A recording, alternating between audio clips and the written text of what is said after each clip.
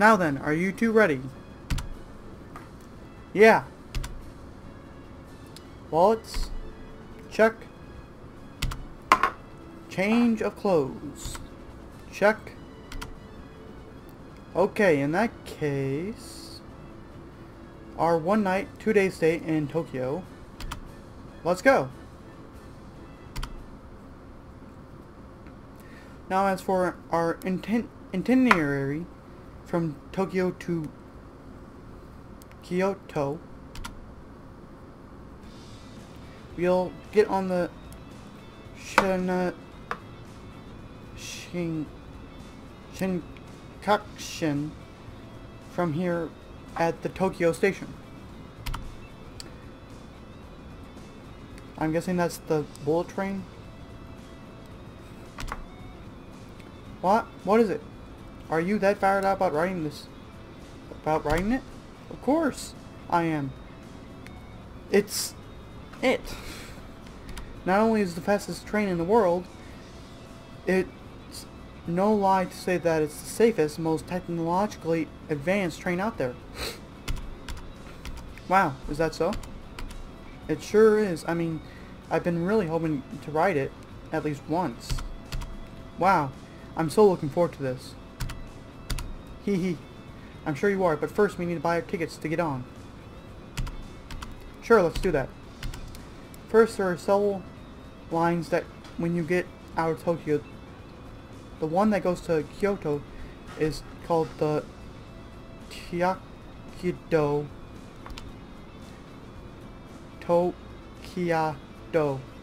Shinkansen,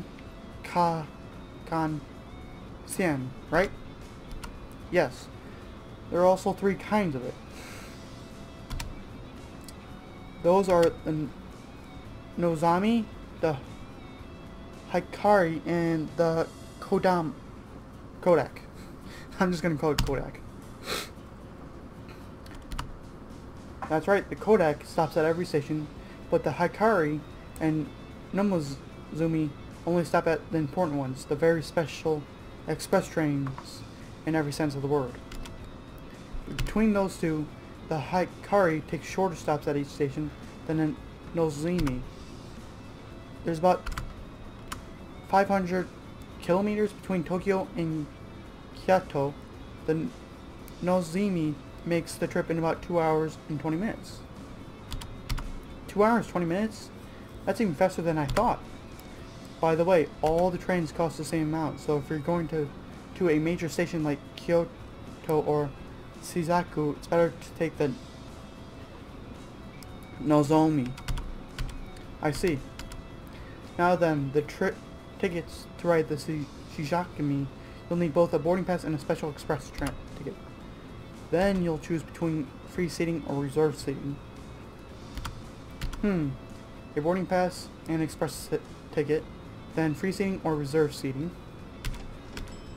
A one-way free sitting ticket to Kyoto is about 1,300 yen, but a round trip is a little cheaper each way, so it's best to go a round trip for your boarding pass whenever possible. Round trip, got it. I'll remember that. Now, to buy in Japanese JR station, there are ticket counters called Midori no Madagachu with vending machines in the larger stations. You can also purchase tickets at the travel agency counter in some stations. If you go to a travel agency, you can sometimes buy them in a bundle with hotel reservations as a discount price. Wow.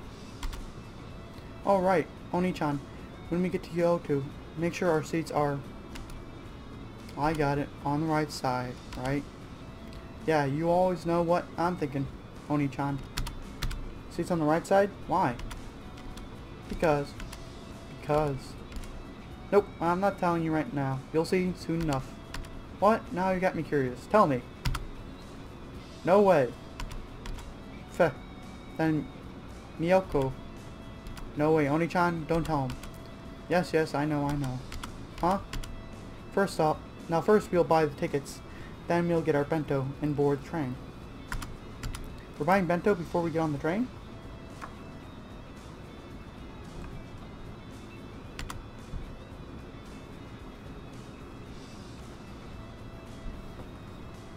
Of course, long ago they had restaurant cars on it itself.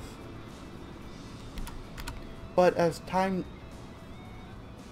times got faster and faster, they stopped doing it because there was less and less need to eat a slow meal on the train. So sort of in place of that, they started selling special bento in the longer stations, known as ikiben, that usually contain the region's specialty food. Eating an ikiben while chatting with friends and watching the scenery pass is part of the fun of riding the train. Yeah. In other words, it's a way to make the trip itself special. That's exactly it. It's not just a mode of transportation, but a part of the journey. This is getting really exciting.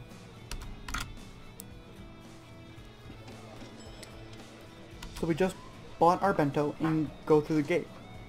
Now we wait for the train to arrive. You're excited as a child. But, it's here. Yep, world's fastest train. Quick little detour here. On the Simpsons Hit and Run game, in the BART level, you can actually, there's like a run-down version of this, and the very front part of the car, like right about to here, so like this entire part right here, is a car that you can drive, and it's sort of like the fast car in the first level, where it's extremely fast. It's just doesn't have a lot of health. So you know, it's just fun to get up there and then ride around with it for a bit. Just a little backstory, because eventually I'm gonna be playing that for the let's play as well. I've never really gotten too far into it before though, so I'm quite curious to see how far I can get if I actually try to finish it. Whoa, that's the train. Yes, it's the newest model, the N7. Okay, so that's the newest model. It probably would be like right about there for the car. It's the real thing. No, it's just a ghost. Don't worry, the real thing is coming. It's like a perfectly streamlined form. It's like a smart train. It's amazing. You can tell it's fast just by looking at it. No kidding. Well, it's worth noting that since the train first started running, the trip time to Kyoto has been reduced by nearly 1 hour. An hour? That's completely amazing when you put it that way. I wonder how hard they must have worked to shrink the time by an hour. Come on, it's fine for you to overexcite, but don't space out or the train will leave without us.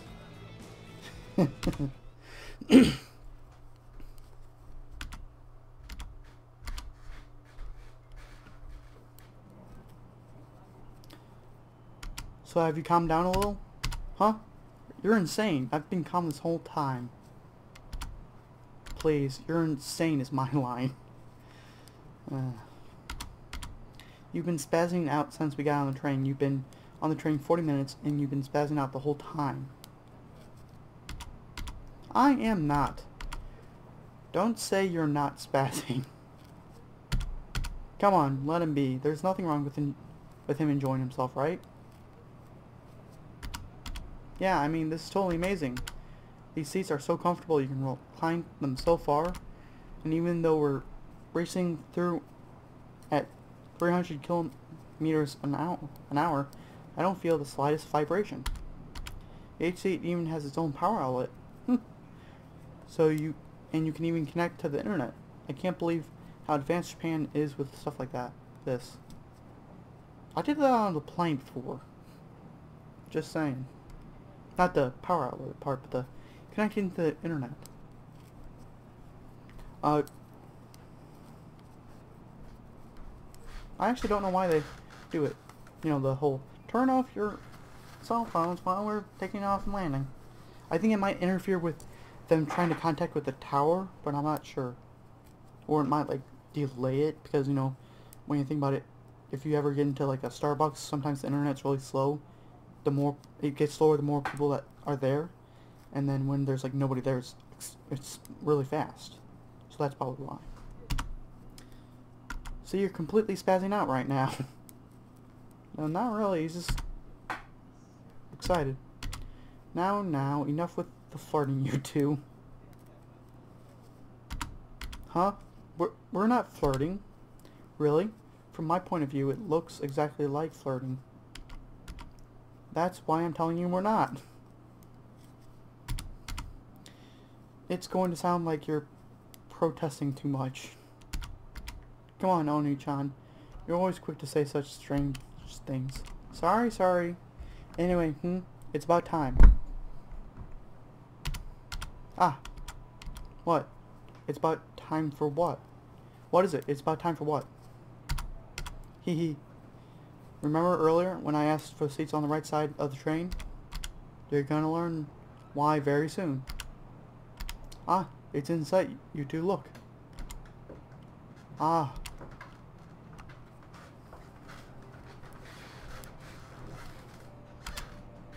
That's Japan's greatest mountain, Mount Fuji. Mount Fuji? That snow-crest peak? That gentle slope? So peaceful and solemn, but with such a presence. How can I describe it?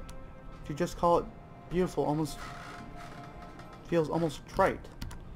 It's 3,776 meters tall, the tallest active volcano in Japan. Huh? Active volcano? Mount Fuji is an active volcano? Yes, it is. Its last eruption was about 300 years ago. Until 15 years ago, they thought it might have gone dormant. But they learned that it was just still active. It was still active internally, and they reclassified it as an active volcano again. Okay, see now that's interesting. I thought an active volcano would be considered, you know, it can erupt right away. So that's what I thought I meant by active. Not, you know, it can be active internally and just not, you know, erupt. But yeah, interesting. That's an active volcano. Yeah, I'm kind of creeped out too. They say the last time it erupted, the ash reached all the way to Tokyo. So far. When we look at the earlier data, we see that Mount Fuji's eruptions have no set period, but the longest dormant period was a little under 300 years. And as Oni-chan said, the last eruption was 300 years ago. That means it could erupt at any time, yes.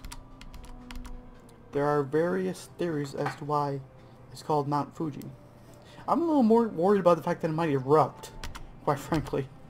One alternate meaning of the word Fuji is unique, while another is undying. Some theorize that the name stems from unique mountain or undying mountain. An undying mountain. Yes, that explanation possesses that as an active volcano, the ancients thought of it as a living volcano. I mean, living mountain, my bad. A living mountain. Say, can you climb to the top of Mount Fuji? Yes, you can, although you can only get halfway up by car. The rest you need to climb on foot.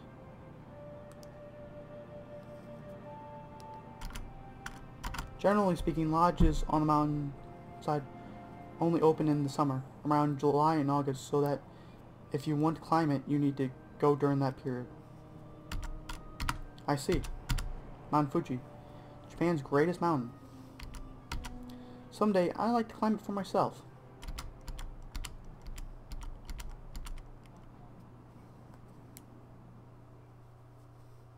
Thank you for riding with us today.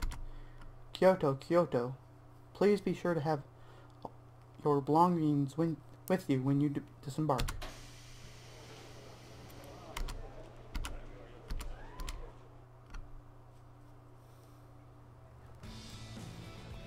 Ah, we're here. This is Japan's old capital, Kyoto. Kyoto was Japan's capital over 1,000 years ago until it was changed over to Tokyo in 1867. For over 1,000 years, Kyoto became the capital in the year 794. Before that, Japan's government was based in Nara Prefecture, and it was moved with each change of the head of state. But in 794, they built a new city on this land, and it was known as Heianko, and its layout was based on the contemporary capital of China. That city remained as Japan's capital for over 1,000 years afterwards. Such a long time, huh? But, what's wrong? What year did the Edo period start? In 1603. Wasn't Tokyo the center of government during the Edo period? In that case, Kyoto should have been stopped being the capital that year. You make a good point. That's true that the center of Japanese government was moved to Tokyo during the Edo period. But while the shogun in Edo had the real power, the formal head of the government was not the shogun himself, but the emperor here in Kyoto. So even during the Edo period, the Japan government was technically centered in Kyoto. And even when it officially moved to Edo, Kyoto and Asuke next door continued to grow as if they were still the capital, right? That's right. I see. So you could say that Kyoto is the city that maintains the traditions, forms, and cultures of Japan's good old days. I see. I guess I even think of traditional Japanese culture when I think of Kyoto. But still. But you'd rather be seeing the town for yourself instead of listening to our lectures, right? No offense, but yes. How did you know that? Because we can read your face like a book, right, Akari? Yep. Especially when you're thinking further things. No way. A response like that? Wait a minute. You mean you do think of those things? Well, of course, I'm a guy. No. That was just an automatic response, that's all. What? Are you saying we're lacking in womanly charms? What are you talking about? Do you want me to think of those things or not? That's... Oh, you idiot. Of course I don't want you to think about it, pervert. I told you I'm not. Come on. Come now, Aki-chan. Let's put the strange girl to rest. Concerning the earlier issue, it's no wonder you're more interested in the modern town. Kyoto is still a major metropolis, after all. So it is still gradually changing as new people and shops come in. I see. Now that you mention it, I can see that it's true. Well, as long as we're here, we really should look all around. So let's cut to the chit-chat. It's time for a quick tour. Yes, it is. That's what I've been waiting for. So where should we start? Let me see. I think that's the best place, don't you? That? First, the entry fee. There. This is Kaiomozuri-dera, the most famous temple in Kyoto. Dera is a Japanese suffix meaning temple. They say it was completed before Kyoto became the capital in the year 778. Before Kyoto was capital? There are temples that old? Well, no duh. It is shown for how the main hall juts out of the side of the mountain. The main hall has been rebuilt over and over due to fires, but the last rebuild was in 1633, so it's still quite old. It was still built around 400 years ago then. It's standard for the stone buildings of America and Europe to survive that long, but for an Eastern wooden structure to last so long, shows the care that goes into them. I know. Do you think the Japanese phrase "jump from the stage" at Kazumuri means to plunge headfirst into something? There's a stage at Kazumuri. It refers to this building? Yes, they say that if you screw up your courage and jump from here, your wish will come true. They say that in old days, many men really would make the jump to show their determination. From here? But it's really far down. Yeah, they say some people really died trying it. Honestly, men are such idiots. I can't help but agree with you there. As long as we're here, let's go to the Ottawa waterfall below. The Oto waterfall? Yes, it's a small waterfall that consists of 3 narrow streams. The waterfall has existed over 1,000 years. Back then, people said the water would confer wealth or long life. They loved it as the fountain of youth. The fountain of youth? Okay, let's check it out. Whoa, there really are 3 trails of water here. Each stream confers its own blessing. From right to left, they confer. This one is academic success. This one is health. And this one is love, respectively. Academics, health, and love. So then, starting from the right, I take water from each and drink it. Okay, let's start for the water of academics, gulp gulp. Now the water of health. Then the water of love, gulp gulp gulp gulp gulp gulp. Ew, that was delicious. It really could be the fountain of youth. Huh? Now that I think about it, you guys only drank from the health and love springs, and none from the academics. How come? Ah, well, right. Yes. What? You both look so serious. The truth is, it's said that anyone greedy enough to try to drink from all 3 rivers will be denied their blessing. Well, that's not very nice. You should have told me that in the first place. What? Wait, is that true? Yes, I'm sorry to say. No way. Why didn't you tell me that earlier? Because that would have made it so much less funny. I have to agree with her there. Sorry about that. Yeah. So I didn't earn any blessings today. Could have used the blessing of in love at least. Ah. Though now that I think about it, Makoto and Akari both drank from the love spring.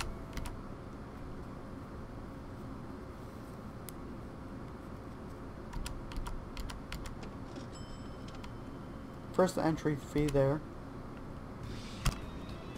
Now our next Kyoto sightseeing spot is here.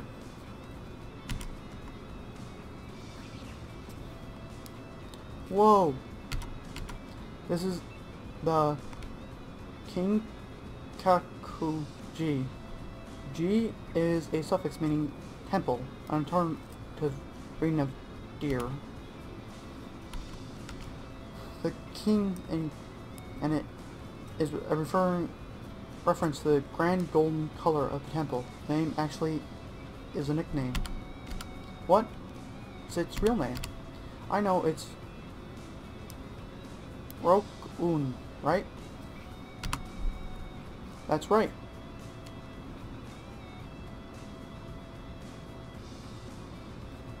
You really know your stuff, Akari. Hold your applause until the end. I still know lots more about Rokun-jin. Then why don't you tell us all about it, Akari? Hehe, leave it to me. The fact is, there was already a temple here in the 13th century, but the noble who commissioned it was put to death for conspiring against the emperor, and it fell into ruin. Then, around the end of the 14th century, the shogun Asakage Yosho Itsu fixed it up and built a new temple, which he called the Rokuju. Wow, is that really what happened? Yes, she's exactly right. Wait a minute, what are you asking Oni-chan for confirmation? No reason, just wanted to be sure. Let me tell you, this isn't all I know. I also know that when the temple was complete, the grounds around it were larger, and that it completely burned downwards. Burned down? The temple, was it in a war, or what? Psst, sorry, it burned down just 60 years ago. It was arson. Arson? You mean someone set fire to it? Yeah, in 1950, by a young monk who was still in training. A monk committed arson? That's right, the temple was already a famous national treasure at the time, so it caused a huge stir. I see, that makes sense. Then a world-famous author named Mishimu Yokio wrote a novel about it.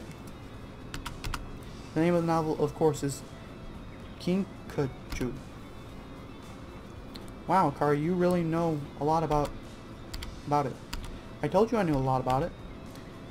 So, have you read the novel? No. Oh dear. It has been translated into many other languages, so you should read it if you get a chance. Sure, I will. He probably wrote it after visiting the place for himself, so it'll probably be more interesting now than if I read it before. I'll be sure to look around for it when I get home. I think I might try to read it when I get home too. I think you would get a lot out of it, Akari. The walls are stuck with gold leaf, so it's as gold as the name suggests.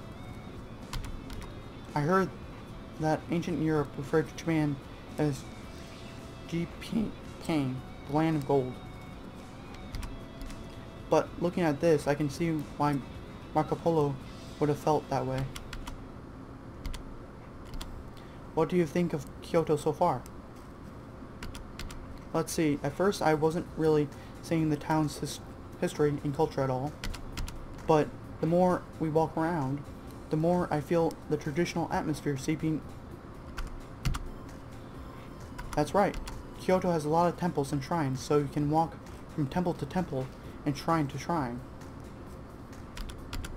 Just walking around can give you a deep impression of the town. Yeah, that's really true. But how do I say this? It's more than that. There's,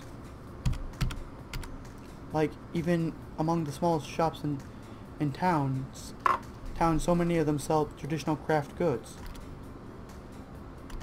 So that also gives me the impression of a town that values its history. That's true. While Kyoto continues to expand, the city as a whole does protect its traditions. I think that's what makes it amazing. Preserving its history while taking in the new, eh? But now that I think about it, I think Tokyo has a similar sort of atmosphere. With Kyoto, it just feels a whole lot sharper. When I think of it that way, Kyoto really is like the representative is like a representation of Japan itself. Ah, that's it. There's one more thing that surprised me in coming to Kyoto. Surprised you? What is that?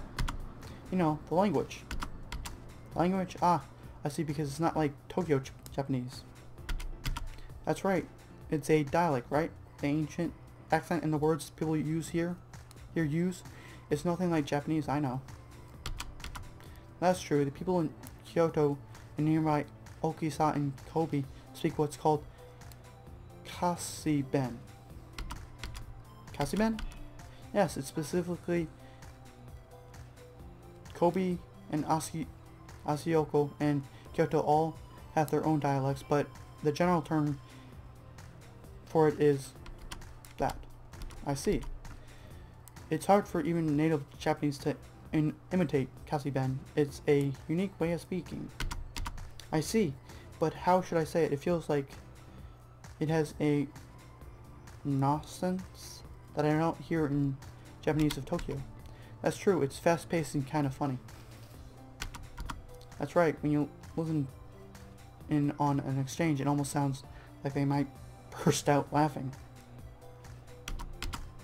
Remember what I said before, that Kyoto was capital of Japan long ago? While that was going on, the city of Okisa was also developing next door. Okisa developed as a merchant city. They based their lives around merchant culture. So I think their language developed around interaction between shop owners and culture and customers. Making the customer feel comfortable is important in the business world. You mean they make them laugh so that they relax and feel more like buying stuff? It's just my own speculation, but I wonder if it might not be true. The real Kansi has done a lot to develop comedians and comedy cultures, so you might hear Kasiben on TV too. Now that I think about it, it really does sound cute when a girl speaks it too. When girls speak it too. We don't speak Kasiben. Does that mean you don't think we're cute? That's not it. That's not what I'm trying to say at all. So you're saying you wish we both speak Kasiben? That's right. That's exactly the same complaint. Hehe. Even without speaking Kasiben, I think we make good comedy team, don't you? Anyway, let's go one last place today. It's very close to where we are now. What kind of temple is this? Is it this time? Oh my, we're not going to a temple. Really? Then where are we? Ta-da! This is Kyoto's premier entertainment district, Gion. Wow, but the buildings still have an older, refined feeling to them. The town of Gion is the gateway to the Yashaki Shrine. It's basically a town that's sprang up along the road to the shrine. The name Gion comes from the fact that the Yashaki Shrine once was known as the Gion Shrine. I see, so is there something on the street? Like what? Well, it's certainly a very beautiful street, and it has a refined atmosphere, but isn't there like a famous building or something? Yeah, there's nothing like that here, but in its place, ah, look there, walking towards us. Walking, ah, there's a woman walking towards us. Tiny red lips on a face made up in white, and such a beautiful kimono. That's a high-class ganshi. Sort of, but ganshi is only for Tokyo. In Kyoto, they're called giko. Giko? Yes, and young apprentice giko are known as miyako. She looks young, but she's probably miyako. Ah, she just turned to us about us. She's so cute. Hey Oni-chan, I heard back in the day, Miyako girls were around 10 years old. Is that true? That is what they say. 10 years old? They started that young? Yeah, because Miyako and Giku would play instruments at banquets and sing and dance. They were like flowers used to add life to a party. And men of high standings and rank would come to them. So in order to keep them from offending anyone, they received strict instruction in discipline and manners from a very young age. That's the kind of system it was. So for all its beauty, their world was a harsh one too.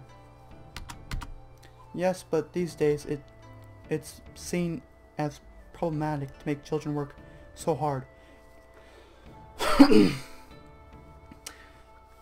Nowadays, you can't begin Miyako training until you finish school. I saw on TV before too that there are fewer and fewer women who want to become Miyako these days. I guess that's true in all countries. Jobs that were standard a long time ago are gradually declining. It's too bad, but yeah. But then the TV said that more people want to do it nowadays compared to before. But they said that training is so strict that many people just up and quit. Just because you want it doesn't mean you'll succeed. But Miyako and Giko are part of an amazing culture. There must be more people who want to carry it on. That's it. As long as we're here, why don't we call it Giko-san tonight? And unfortunately, that's not possible. Huh? Why not? The girls will refuse first-time clients. Most people have to be referred by an existing customer. I see.